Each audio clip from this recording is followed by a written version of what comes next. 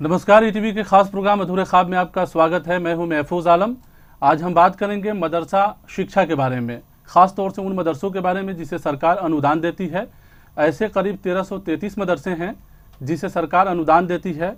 क्या है वहाँ के तालीमी हालत और उन तालीमी हालत को अपलिफ्टमेंट करने के सिलसिले में क्या कुछ किया जा सकता है, इस सिलसिले में बात करने के लिए हमारे साथ 3 खास मेहमान मौजूद हैं।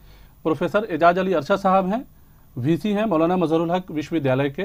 मौलाना मुफ्ती सनाउल हुदा कासमी साहब हैं, डिप्टी जनरल सेक्रेटरी इमारत शरिया के। वहीं डॉक्टर ख्वाजा इकरामुद्दीन साहब हैं, NCPUL दिल्ली के डायरेक्टर हैं। आप तमाम लोगों का ईटीवी के स्टूडियो में स्वागत है। पहला सवाल एजाज साहब आपसे कि बिहार मदरसा एजुकेशन बोर्ड से जो मुल्हिक मदरसे हैं जिसे सरकार अनुदान देती है, करीब 1333 ऐसे मदरसे हैं और उन मदरसों के एडुकेशन के अपलिफ्टमेंट के सिलसिले में हमेशा सेमिनार और कॉन्फ्रेंसेज होते रहे हैं, बावजूद इसके मसला कहीं ना कहीं बदस्तूर कायम रह जाता है। क्या कहेंगे इस सिलसिले में? देखिए, इसमें बुनियादी बात यह है कि हमारी यूनिवर्सिटी से आलिम और फाजिल दर्जे के जो मदरसे हैं उनका इल्हाक भी नहीं है, मगर उनका एग्ज़ामिनेशन लेने का इंतज़ाम हम करते हैं।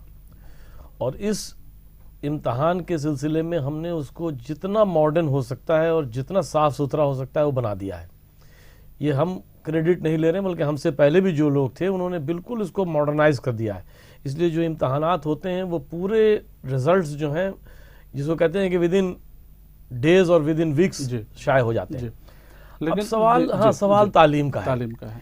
सवाल तालीम का है जो आपने किया, तो इस पर हम बहैसियत वाइस चांसलर नहीं बल्कि बहैसियत एक कहिए कि देख रहे हैं तो कह रहे हैं, तो वो ये है कि इन मदरसों में सब नहीं लेकिन ज़्यादातर मदरसे ऐसे हैं जिनमें आलिम और फाजिल दर्जे के बच्चों को मौलवी दर्जे की तालीम हासिल किए हुए लोग पढ़ाते हैं। तो बुनियादी मसला ये है कि एक BA और MA के जो तालिब इल्म है उसको कैसे एक इंटर पास आदमी पढ़ा सकता है। अभी कुछ दिन पहले अब इसमें सरकार ने एक मीटिंग की थी, उसमें हम भी गए थे और मदरसे के लोग भी थे। जो है उसमें ये फैसला हुआ कि 7 यूनिट्स हर ऐसे मदरसे को दे दी जाए जो आलिम फाजिल दर्जे का मदरसा है और उसको सरकार अनुदान दे, पैसा दे। मुफ्ती सनाउल हुदा साहब, मसला जो है कहाँ रह जाता है? सेमिनार कॉन्फ्रेंसेज जिस सिलसिले में लगातार होते रहे हैं सूबे में, इसमें यह नहीं है कि कोशिश नहीं की गई, लेकिन जो भी इंटेलेक्चुअल शामिल होते हैं बाद में फॉलो अप नहीं किया जाता है कि एडुकेशन कहाँ है। छात्र पहुँचते नहीं हैं, रहते भी हैं तो पढ़ाने वाले लोग दिलचस्पी नहीं लेते हैं, और लेते हैं तो उन्हें मॉडर्न एडुकेशन नहीं मिल पाता है। क्या कहेंगे? हाँ, इस सिलसिले में कई मसाइल हैं। एक बड़ा मसला जो है डॉक्टर साहब ने बयान किया, 17 दर्जात होते हैं फाजिल तक के, और दर्जे हिफ्ज़ को शामिल कर दिए तो एक और बढ़ जाएगा। 17 दर्जात को पढ़ाने के लिए मदरसा बोर्ड की जानिब से जो असातिज़ा मुक़र्रर हैं वो सिर्फ़ 12 हैं, 3 नॉन टीचिंग स्टाफ हैं, तो 15 मौलवी स्टैंडर्ड तक के जो है असातिज़ा और टीचिंग नॉन टीचिंग स्टाफ लेकर के हैं। दर्जात 17 होते हैं। अब ईमानदारी की बात यह है कि क्लास टीचर एक भी अगर आप नहीं देंगे तो जाहिर है कि जिन क्लासों में असातिज़ा नहीं मौजूद हैं वहाँ तालीम नहीं होगी। तो इस सिलसिले में कोई ख़ास मुहिम नज़र नहीं आती है कि नहीं, मेरा ख्याल है कि असल में बहुत दफ़ा जो है आवाज़ बहुत ज़ोर से नहीं बुलंद हो पाती है। लेकिन मैं समझता हूँ, मैंने 20 साल मदरसा अहमदिया बकरपुर वैशाली में पढ़ाया है और फिर इमारत शरिया हज़रत अमीर शरीयत की दावत पे आया, तो मैं जानता हूँ कि पानी कहाँ मर रहा है और परेशानियाँ कहाँ हैं।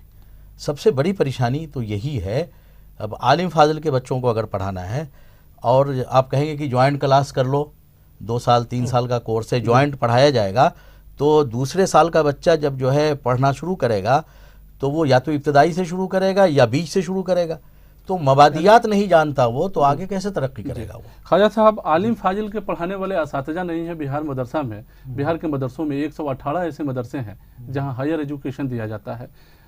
उससे पहले कि आप इस सवाल का जवाब दें, एक सवाल ये भी कि मदरसा शिक्षा जो है कितनी मदद कर पाता है उन इलाकों में जहाँ पे तालीमी इदारे नहीं हैं, ख़ास तौर से अक़लियतों की बात करें तो कितना मतलब हेल्प कर पाता है तालीम के सिलसिले में?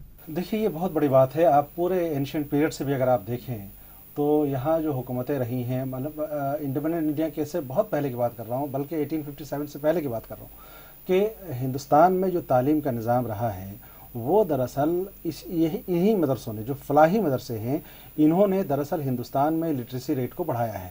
سوال یہ ہے کہ مدرسوں کی خدمات پر کوئی عملی نہیں رکھ سکتا، اور بلا شبہ اتنی بڑی خدمت ہے کہ جس نے قوم کو، ملت کو اور تعلیمی اعتبار سے بیداری یہ مدرسوں نے پیدا کی ہے۔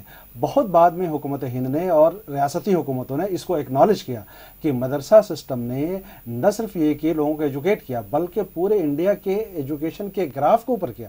تو لٹریسی موومنٹ کو آگے بڑھانے میں جس نے گورنمنٹ آف انڈیا سے ایک پیسے نہیں لیے تھے۔ بہت بعد میں دیکھیے کیا ہوتا ہے، جب ساری چیزیں اچانک ہاؤچ پاؤچ ہوتی ہیں، سیاسی دباؤ میں الل ٹپ کوئی فیصلے لیے جاتے ہیں، تب اس طرح کے غلط نتائج سامنے آ رہے ہیں۔ آپ کو یاد ہوگا کہ بہار مدرسہ ایجوکیشن سسٹم جب شروع ہوا، بہت دنوں کی بات نہیں ہے، 3-4 دہائیوں کی بات ہے کہ جب حکومت نے اس کو اون کیا۔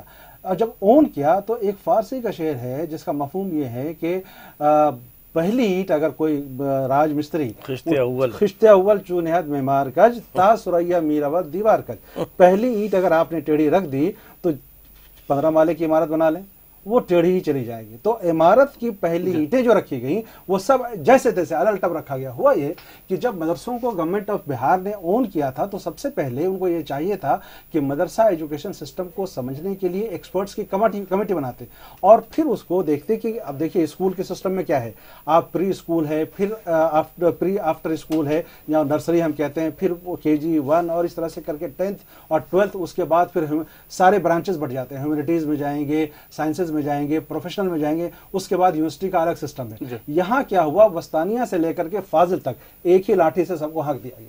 اس میں دیکھا ہی نہیں گیا کہ کس کے پاس کون سی کیپیسٹی ہے، یہ پری اسکول کے لائق ہے یا سیکنڈری اسکول کے لائق ہے یا ہائر سیکنڈری اسکول کے لائق ہے۔ ہوا یہ کہ وہیں سے بنیادی غلطی شروع ہوئی۔ نتیجہ کیا ہوا، آج 10 سال کے بعد جب ہم آپ کے ساتھ بیٹھ کے یہ گفتگو کر رہے ہیں تو ہمارے سامنے مسائل کا انبار اس طور پر ہے کہ معیار کہیں نظر ہی نہیں آ رہا ہے۔ ایک بات اور کہنا چاہوں گا، ایڈوکیشن دیکھ کر مایوسی بھی ہوتی ہے۔ سر یہاں وقت ہو گیا ہے بریک کا، بریک کے بعد فوراً واپس آتے ہیں۔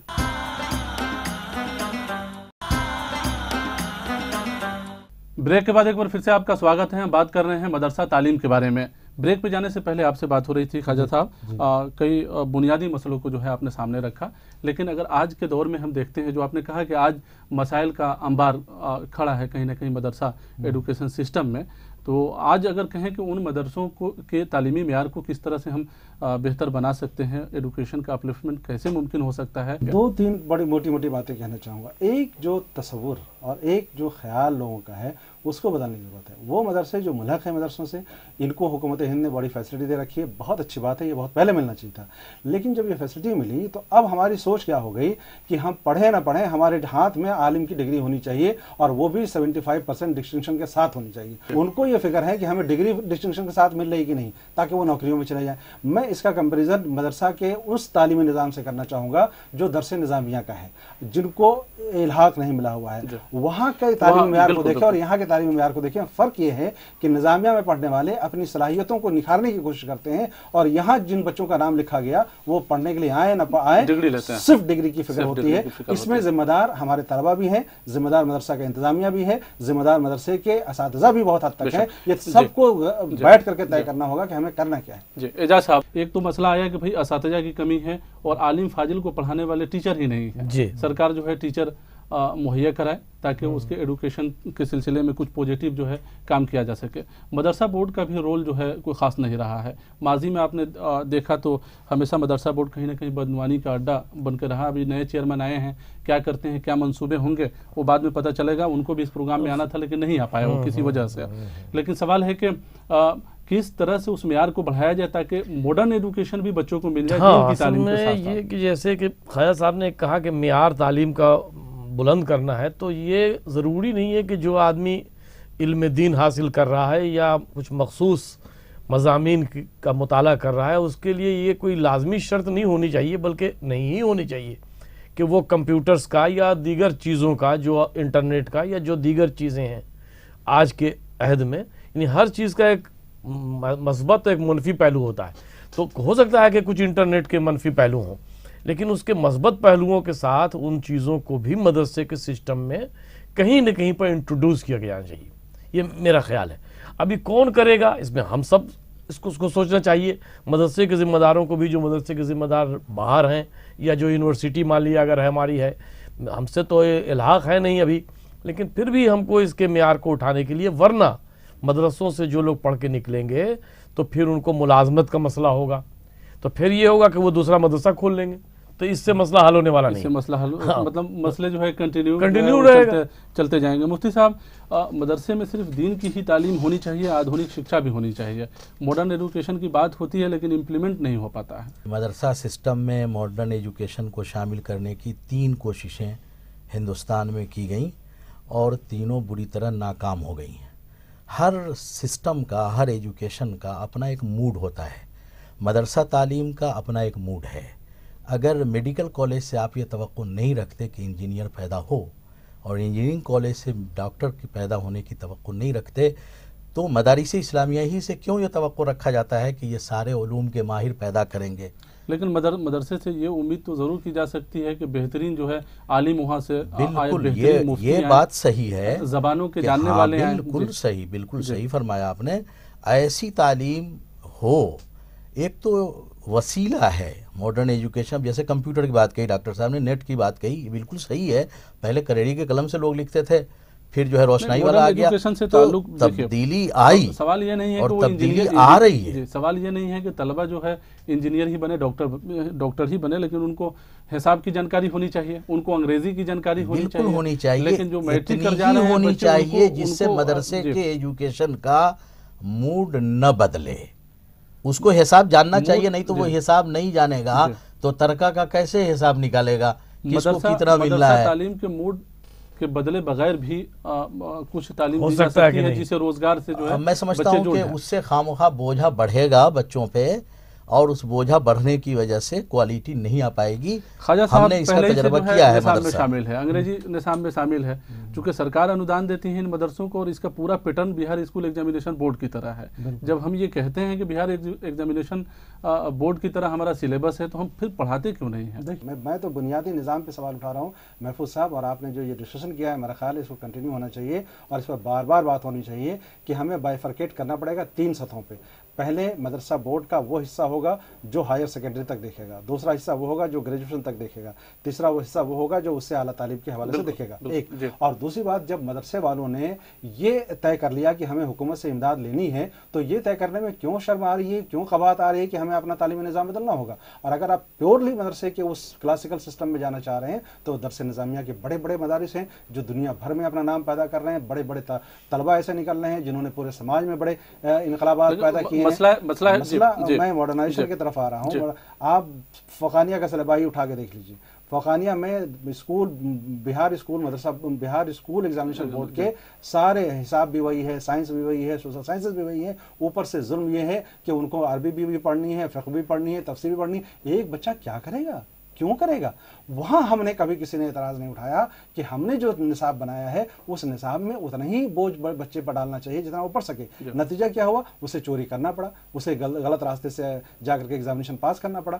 تو ہمیں اپنے سلیبائی کو ذرا ایز بھی کرنا ہے، اور یاد رکھیں کہ مدرسہ کی روح کو کہیں بھی نقصان نہیں پہنچانا، تقدس نہیں پہنچانا۔ اعجاز صاحب، کس طرح کے پروڈکٹ جو ہے مدرسہ ایجوکیشن بورڈ دے رہا ہے؟ یعنی مدرسے سے فارغ نہیں، وہ تو ادھر نظامیہ کی بات کی، باقی جو عام مدرسے ہیں اس کا جو معیار ہے اس سے ہم تو کم سے کم مطمئن نہیں ہیں، بالکل مطمئن نہیں، اس لیے کہ مولانا نے کہا نا، تو اچھے عالم بھی کیوں نہیں نکل رہے ہیں؟ کہاں یہ قاضی مجاہد الاسلام کہاں کوئی پیدا ہو رہا ہے؟ کہیے کہ صدیوں میں ہوتا ہے، ٹھیک ہے صدیوں میں ہوتا ہے، مگر کسی لیول کا تو عالم پیدا ہو۔ لیکن وہی وجہ ہے، بوجھا ہے، مطلب یہ کہ دونوں طرف کہیں پر ہم کو اپنے نصاب پر نظر ثانی کرنی ہے کہ اس کی روح کو ضرب پہنچائے بغیر ہم نئے زمانے کے حالات کس حد تک بالکل میں جان سکتے ہیں۔ بات کا اضافہ کرنا چاہوں گا محفوظ صاحب۔ دیکھیے، ماڈرنائزیشن کے کئی آسپیکٹس ہیں۔ ایک آسپیکٹ یہ ہے کہ ماڈرن ایجوکیشن کے مینس کو آپ کتنا اپنا رہے ہیں، ٹھیک ہے نا؟ تو بنیادی طور پر گورنمنٹ آف انڈیا کا جو ماڈرنائزیشن کا کنسیپٹ تھا، وہ کنسیپٹ یہ تھا کہ ماڈرن ایجوکیشن کے مینس، جیسے مینس کو کیا اپنانا ہے کہ آپ کو ٹیکنیک چینج کرنی پڑے گی، نئی ٹیکنیک کے حوالے سے بات کرنی پڑے گی۔ اتنے دنوں سے، میں نے کہا کئی دہائیوں سے مدرسہ سسٹم بہار میں ہے، اور پورے ہندوستان کے علاوہ کئی اسٹیٹ میں ہیں۔ میں یہ کہہ رہا ہوں کہ جس طرح سے کالج ایجوکیشن کے لیے ٹیچرز کی باضابطہ کیپیسٹی بلڈنگ کے لیے ان کے ورکشاپ ہوتے ہیں، है ना, और 3-3 वर्कशॉप होते हैं प्रमोशन के लिए। लेकिन मदरसे के लिए क्या कोई वर्कशॉप और इस तरह के तालीमी निज़ाम को अपनाने के लिए, या कम से कम जो पढ़ाने वाले हैं उनको हमने ट्रेन किया, तरबियत का कोई प्रोग्राम किया? वही मैं कह रहा हूँ, सारे सिस्टम को संभालने की जरूरत है। टीचरों की तरबियत का भी कोई प्रोग्राम नहीं होता है। बहरहाल वक्त हो गया है ब्रेक का, ब्रेक के बाद फौरन वापस आते हैं।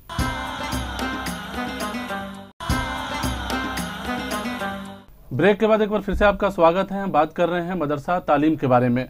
ब्रेक पे जाने से पहले काफ़ी अहम बातें हुई, लेकिन एक सवाल ये भी कि जिन मदरसों में एक तो असातिज़ा की कमी हो ही गई कि असातिज़ा है ही नहीं उच्च शिक्षा को पढ़ाने वाले, लेकिन मदरसों का कोई स्ट्रेटजी तो होना चाहिए कि किस तरह से हमको तालीम को लेकर चलना है, किस तरह के प्रोडक्ट हमको देने हैं।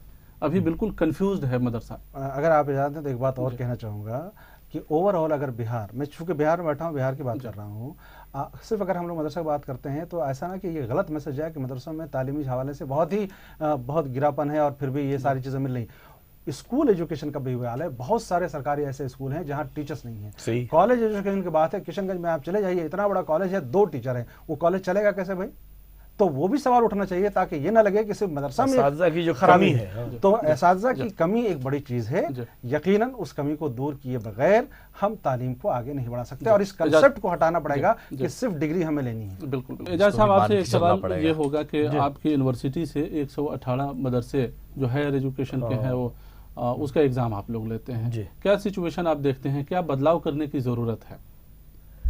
देखिए, ऐसा है कि मेयार तो गिरा है, लेकिन हमने सिर्फ ये किया है कि उसको हाईली कंप्यूटराइज्ड करके रिज़ल्ट देने लगे हैं, जिससे रिज़ल्ट वक्त पर, इम्तहान वक्त पर मुमकिन होता है, और अपने यहाँ से ऑब्जर्वर्स भेजते हैं जिससे इम्तहानात साफ शफाफ होते हैं। अब बाकी ये कि आप सतह की बात कर रहे हैं, तो सतह तो ये है कि अब बात मजाक की नहीं है, हकीकत की है, कॉपी रखी हुई है कि हमने कई बार अल्हम्दुलिल्लाह काबा की ज़ियारत की है, मगर कॉपी में काफ अलिज़ का बे अलिज़ बा काबा लिखा हुआ देखा है। इसके लिए कौन जिम्मेदार है? इसके लिए कौन जिम्मेदार है? तो बहुत मुश्किल है ना।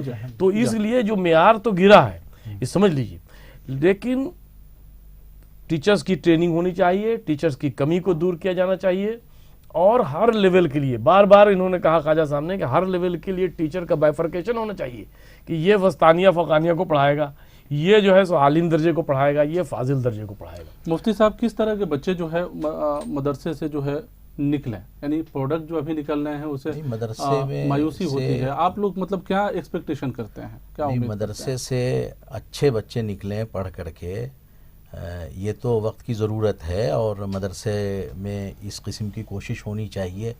असातिज़ा जितने हैं वही अगर मजबूत अंदाज में कोशिश करें तो काम हो सकता है, लेकिन बुनियादी मसला ये है कि इस वक्त मदरसों के पास बच्चे भी कम जा रहे हैं। एक तो गुरबा के बच्चे वहाँ पढ़ते हैं, दूसरे जब से मिड डे मील वगैरह का मामला हुआ शुरू, कम से कम ये इंतजाम नहीं किया जा सकता है कि मदरसे के बच्चे जो है थोड़ी बहुत ही सही लेकिन अंग्रेजी जान जाए? नहीं, 3 सब्जेक्ट तो मैं बिल्कुल जोर दे के कहता हूँ, बल्कि 4 कह लीजिए, हिंदी, अंग्रेज़ी और हिसाब, ये 3 तो लाजिमन बच्चों को पढ़ना चाहिए, और दारुल देवबंद तक में पढ़ाया जा रहा है, नदवा में पढ़ाया जा रहा है, तो ऐसा नहीं है कि नहीं पढ़ाया जा रहा है। ये 3 सब्जेक्ट जो है। ख्वाजा साहब, हमारी बात जो है मतलब दर्जनों ऐसे बच्चे से हुई है जो मदरसे से फारिग होकर बाद में जो है वो अपने भविष्य की तलाश में निकलते हैं, अपने मुस्तकबिल को रोशन करने की तलाश में निकलते हैं, रोज़गार के लिए निकलते हैं। वो काफ़ी अफसोस का इजहार करते हैं कि काश वो अंग्रेज़ी पढ़े रहते और काश जो है उनकी अच्छी पढ़ाई हुई रहती तो रोज़गार उन्हें हासिल हो जाता। जी देखिए, एक बड़ी पहल हुई है मदरसों की तरफ से, वो ये हुआ है कि कई ऐसे ऑर्गेनाइजेशन हैं, दिल्ली में हैं और बेंगलोर में हैं, मेरा ख्याल है यूपी के कई जगहों पे हैं, कि मदरसे से जो फाजिल होते हैं, आखिरी डिग्री लेके निकलने वाले, उनके लिए स्पेशली 2 साल का कोर्स का इंतजाम लोगों ने किया है, और कई जगह 1 साल का है। और आपको हैरत होगी कि आप अलबरकात अलीगढ़ चले जाएं या दिल्ली में चले जाएं, 1 साल में वही बच्चे जो मदरसा से फारिग होकर निकले हैं, 1 साल में वो फर्राटेदार अंग्रेज़ी बोलते हैं, बहुत तरीके से अंग्रेज़ी लिखना शुरू करते हैं, सारी चीज़ें, और उनको फिर रोज़गार की कमी नहीं होती। मैं ये कहता हूँ कि मदरसे के बच्चे से ज़्यादा खुशनसीब कोई नहीं हो सकते।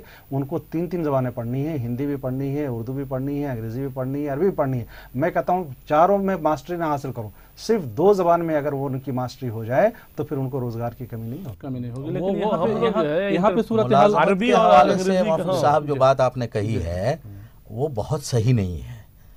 हमारा अपना सर्वे ये है कि मदारिस में के पढ़े हुए बच्चे, उनके नौकरी के मेयार पर तो आप सवाल उठा सकते हैं कि किस मेयार पे गए, लेकिन नौकरी और मुलाजमत के सिलसिले में शायद वो असली तालीम वाले से ज़्यादा कामयाब हैं और वो कहीं ना कहीं सेट हैं।